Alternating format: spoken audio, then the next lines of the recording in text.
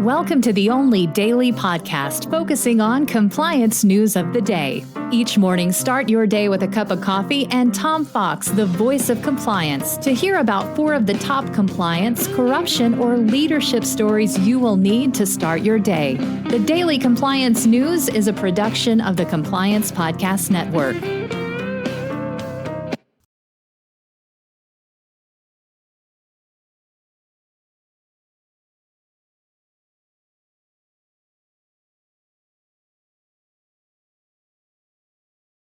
The Daily Compliance News for November 15, 2023, the 2 per week edition. And we begin with that story from the BBC. UK McDonald's faces up to 2 sex abuse claims per week. McDonald's UK boss admitted the fast food chain is receiving between 1 and 2 sexual harassment claims per week following a BBC investigation. Alistair McCrow had told members of Parliament that McDonald's UK had received more than 400 complaints from workers since July, when the BBC uncovered hundreds of allegations. Since that time, 18 people have been sacked, but he did not know how many had been referred to the police. They had all experienced a toxic workplace culture at McDonald's where claims of sexual assault, racism, and bullying were not taken seriously.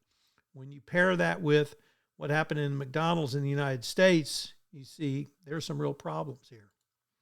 Next up from the Washington Post, a Ukrainian parliament member who 4 years ago tried to help Rudy Giuliani in his failed attempt to dig up dirt on Joe Biden has been charged with treason for allegedly working to help Russia in its war against Ukraine. His arrest restores a spotlight on the efforts by the Trump administration to gain political advantage by discrediting Biden as his son.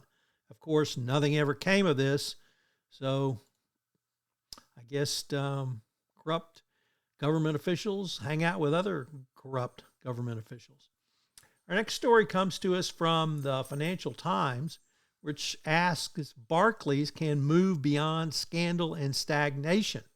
In 2015, Barclays had hit a nadir, and then, of course, they hired Jes Staley, and things only got worse from there. So Barclays is still digging itself out from the imbroglio it put itself in when it hired Jes Staley.